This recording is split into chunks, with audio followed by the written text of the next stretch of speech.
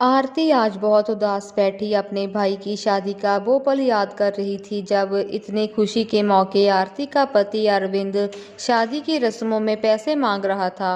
पापा ने बहुत पैसे दिए, फिर भी इन्हें कम लगे। एक बार इन्होंने यह नहीं सोचा कि सब देख रहे हैं। पापा तो पैसे दे दिए, पर पैसे से बढ़कर मेरी पापा की इज्जत है। आरती की मम्मी आवाज़ लगाती है, आरती देखो तुम्हारा बच्चा रो रहा है। आरती अपने बच्चे को चुप कराती है, रो मत मेरा बाबू, क्या चाहिए मेरे बाबू को। बच्चा रोते हुए कहता, पापा मम्मी, पापा के पास चलो पापा। आरती चुप कराती है, चलेंगे बेटा। तभी आरती के मम्मी गुस्से से कहती है, पापा किसी लायक हैं जो पापा को याद कर रहे हो। मेरी बेटी से लड़ाई करता है, उसके घर वाले भी ठीक नहीं हैं। अरविंद की इतनी हिम्मत नहीं है कि वो आरती को ले जाए। आरती की मम्मी अब अरविंद की बुराई करती, आरती को अच्छा न लगता। आरती दास दास रहती, उसको सब कुछ अच्छा ना लगता। आरती का ससुराल उसके घर के सामने ही था। आरती अपने घर के दरवाजे के पास खड़ी होकर अरविंद को देखती रहती। अरविंद कहाँ जा रहा है, क्या कर रहे हैं। अरविंद का दिल करता कि आरती को घर ले जाए। अरविंद की मम्मी ने साफ कह दिया, बहुत तेज हो गई है आरती, उसको लाना नहीं। अरविंद बेचारा अपनी मम्मी से मजबूर था। वही आरती का दिल करता था अपने अरविंद के पास जाए, वो भी अपनी मम्मी से मजबूर थी। अरविंद अब अपने लड़के के बिना नहीं रह पाता था। आरती के बगल वाला घर उसकी आरती के दोस्त का था, इसलिए आरती का लड़का वहां खेलने आता। अरविंद आरती के बगल वाले घर में अपने लड़के के लिए जाता। आरती के दोस्त पायल से पूछता, मेरा बेटा यहाँ आया था क्या। पायल कहती, नहीं जीजू, वो अभी नहीं आया। आप यह बताएं, आरती को अपने घर कब ले जा रहे हैं। अरविंद पायल से कहता है, मैं उसको नहीं ले जाऊंगा, रहे यहीं। पायल समझती है, जीजू वो आपसे बहुत प्यार करती है। आरती आजकल बहुत उदास रहती है क्योंकि आपसे दूर है ना। अरविंद पायल से कहता है, मेरी इज्जत नहीं करती। आरती अरविंद के ये सब बातें सुन रही थी। आरती छत पे आती है, पायल से कहती है, पायल चाय ना पिलाना इनको। और बहुत बुरा बुरा अरविंद को कहती है। पायल के पूरे घर वाले के सामने अरविंद को जलील करती है। पायल अरविंद से कहती है, आरती एक बहुत ही अच्छी लड़की है, उसका नेचर बहुत अच्छा है। अरविंद कहता है, देख लिया मैंने कितना अच्छा नेचर है। आरती कहती है, अभी वो गुस्से है ना इसलिए। अरविंद रात को सो नहीं पाता। आधी रात को आँख खुलती है, बेड पर आरती को ढूंढता है। अरविंद सोच रहा था, कुछ लोग मेरे आरती को खिलाफ इतना भड़का रहे हैं, वो मुझसे नफरत करने लगी है। किसी भी तरह आरती को मनाना होगा, मैं भी तो उससे दूर नहीं रह पा रहा हूँ। अरविंद अपने घर के बाहर बाइक स्टार्ट करता है, तभी आरती का लड़का पापा पापा करते भागने लगता है। जैसे ही अरविंद अपने लड़के को गोद में उठाता है, आरती आ जाती है, बच्चा छीन लेती है।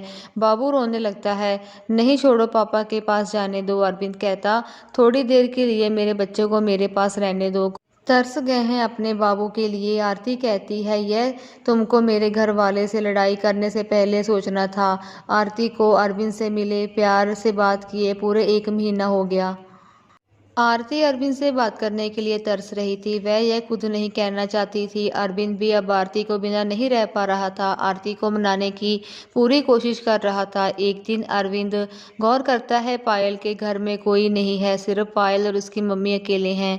आरती रात को पायल के घर आती है, दोनों रूम में बात करते हैं। अरविंद आरती को पायल के घर जाते देख लेता है। आरती और पायल एक दूसरे से बातें कर रही हैं, तभी अचानक अरविंद रूम में आ जाता है। अरविंद को देखकर आरती भागने लगती है।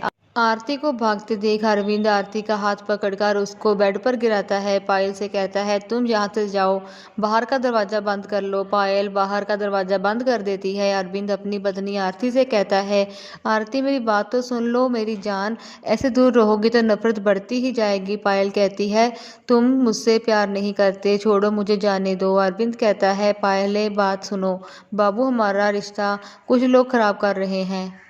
तुमको पता भी है, तुम्हारे रिश्तेदार एक आंटी हैं, बस मैं नाम नहीं लेना चाहता, वो मुझे तुम्हारी बहुत बुराई करती है। सब सोचते हैं कि मेरा तुम्हारा रिश्ता टूट जाए, हम दोनों को अलग अलग करना चाहते हैं। आरती एक बंद कमरे में लाइट ऑफ करके अरविंद के साथ यादगार पल जी रही थी। अरविंद आरती को मनाने के लिए बहुत से प्यार कर रहा था।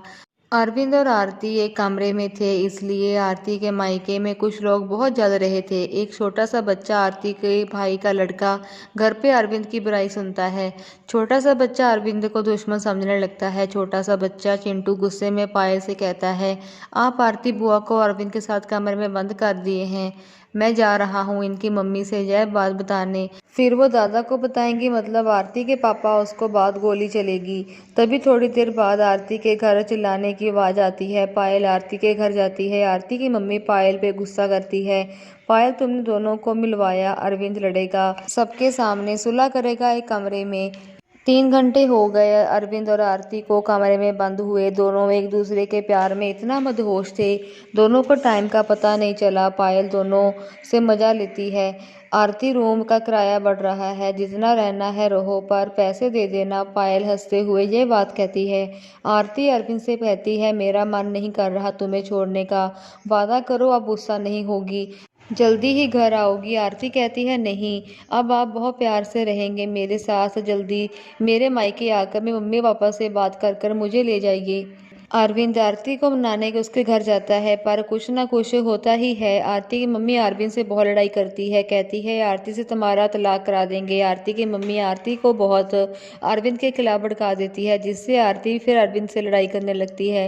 अरविंद उदास होकर घर चला जाता है। अरविंद अब बहुत ज़्यादा परेशान रहता है, कैसे क्या करूं जिससे आरती का घर वाले खुश हो जाएं, आरती को भेज दें। अरविंद दास बैठे चौराहे पर चाय पी रहा था। पास बैठे एक बूढ़े आदमी ने पूछा, क्या हुआ बेटा?